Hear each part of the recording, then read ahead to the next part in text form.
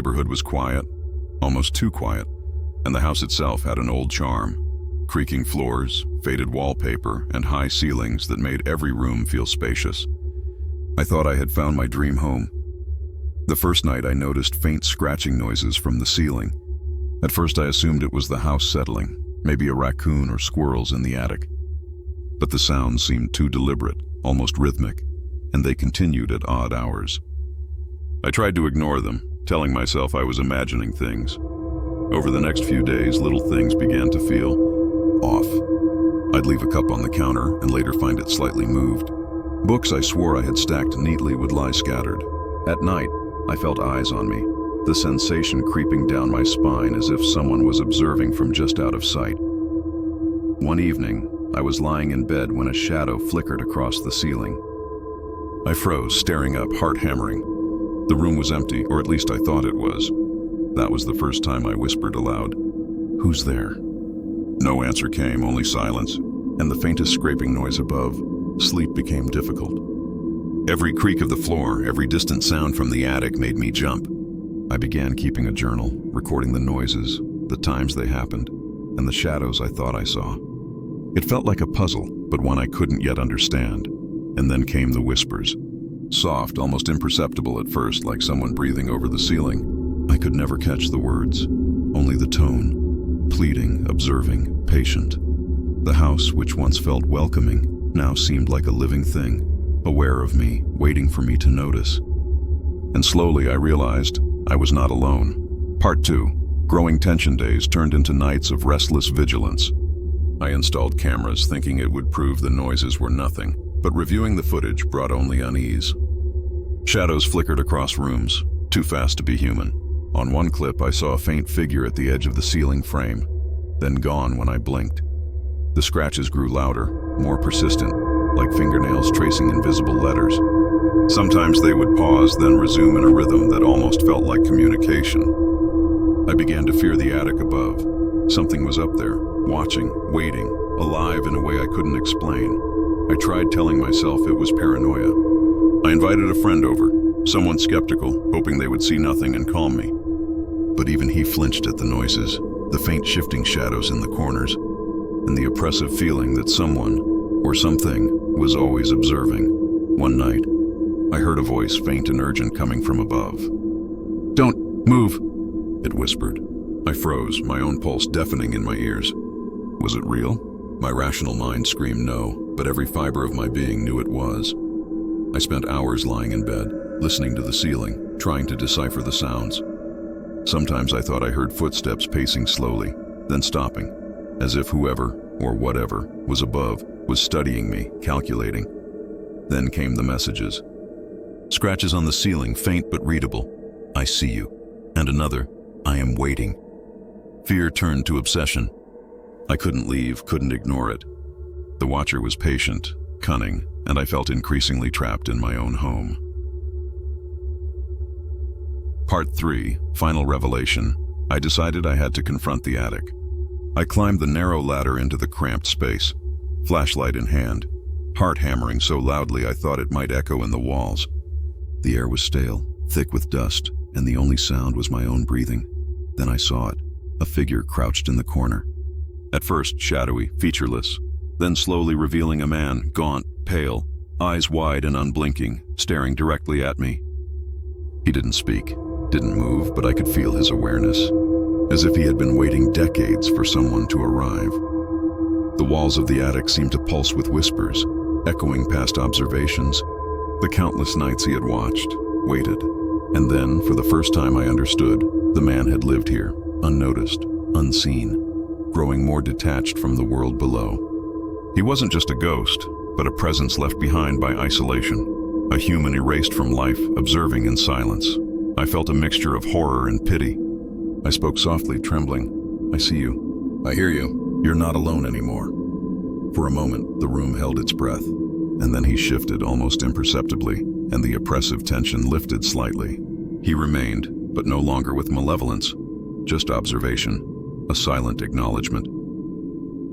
I climbed down from the attic that night, exhausted and shaken. The house was quiet again, yet I knew he remained, watching from above, a reminder of what it means to be forgotten, unseen, and desperate for acknowledgement. Sometimes, when I sit in the living room, I feel his presence just above, calm now, patient, as if he trusts me to remember him.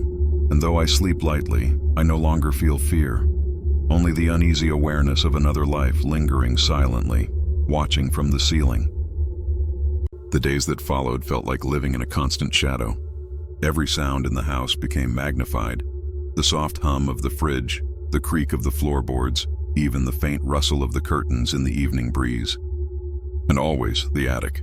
I could feel it above me, a presence just beyond sight, patient and calculating. I tried to rationalize it. Perhaps the noises were just the house settling, or squirrels, maybe even my imagination fueled by moving into a new place. But the evidence mounted too quickly to dismiss. Objects began to shift when I wasn't looking. A book would fall from a shelf, a cup slightly nudged off the counter. Small things at first, almost accidental, but deliberate enough that my unease grew. I installed a few cheap cameras, thinking if I could capture the source on tape, I'd finally put my mind at ease. Reviewing the footage, I saw a movement that didn't belong, a shadow flickering along the walls, shifting and dissolving before I could get a clear view. On one clip, at the very edge of the ceiling frame, a faint figure crouched, almost indistinguishable from the darkness, then vanished when I blinked. The attic stairs themselves seemed alive. Some nights I could swear they creaked without anyone climbing them. Other nights, the floor above me would thump as if someone pacing slowly, studying my routine. It was a presence that observed without revealing itself, patient and unnervingly silent. Then came the whispers. I first noticed them while lying in bed, faint at first, indistinguishable from the wind. But over the nights I began to catch fragments of words. "Don't move," it said once. "I'm watching." Another night, my heart would hammer so hard I thought the walls might hear it. My rational mind screamed that it couldn't be real, yet every instinct told me otherwise. The scratching grew louder too. Sometimes it sounded like nails scraping across wood, other times like deliberate etchings. I started to see marks forming vague letters or shapes, messages from someone or something above. The final blow to my sanity came one night when I looked up and saw the shadows gathering at the corners of the ceiling, writhing and almost reaching down. I tried inviting a friend over, hoping that an outsider's perspective would calm me, but even he shuddered at the faint tapping, the whispers, and the eerie sensation of being observed. He refused to stay the night, saying simply, "There's something here. And it's not just in your head." Fear turned to obsession. I found myself monitoring the ceiling, mapping noises, trying to predict movements, desperate to catch a glimpse of the watcher. Scratches formed another message one night. "I see you." Later, "I am waiting." I couldn't ignore it any longer. The attic was not just a space above me. It was alive with someone, something, patient, waiting for me to notice, to acknowledge its presence. And I knew deep down that confronting it was inevitable. I couldn't ignore the attic any longer. Every night, the sounds grew bolder, scratches, tapping, whispers, and the shadows seemed to linger longer, watching, waiting. Sleep had become impossible. Every time I climbed the stairs, flashlight in hand, my heart pounded as if warning me that I was about to cross a line I could never return from. Finally, I made the decision. I would confront whatever was living above me. The narrow attic stairs creaked under my weight, dust motes swirling in the flashlight beam. The air was thick and stale, and I could feel the presence before I even reached the top. There he was, crouched in the corner, a gaunt man with pale, hollow eyes that seemed to pierce straight through me. He didn't speak. He didn't move. He just stared, unblinking, as though he had been waiting decades for someone to finally notice. The very atmosphere of the attic seemed to thrum with his awareness, a weight pressing down on me, reminding me that this was his domain. I realized, in that horrifying moment, that he was more than just a ghost or intruder. He was a forgotten life, left behind by the world below, existing in a state between observation and obsession. The shadows and whispers were echoes of his isolation, his endless watching, the years of silence he had endured. I felt a strange mixture of fear and pity. My voice trembled as I spoke, almost instinctively. "I see you. I hear you. You're not alone anymore." For a moment, nothing moved. Then, slowly, he shifted, not toward me, not in hostility, but in a subtle acknowledgement. as if accepting that someone finally recognized him, that someone had seen the life he had led in silence. The oppressive weight in the attic lifted slightly, the scratches and whispers fading. I climbed down, exhausted and shaken, the house now quiet. Yet I knew he remained, silently observing, patient, no longer menacing but aware that I understood. He was a presence, a reminder of what it means to be unseen, forgotten, yet still longing to be remembered. Days later, I felt the faintest sensation of eyes on me, not threatening, but a quiet companionship. The house was mine, yet it was shared, a living memory of a life that lingered above. And sometimes, late at night, I would look at the ceiling, and I could almost sense him, calm, patient, watching. And I no longer felt fear, only a solemn awareness that he was there, and that I would not forget him.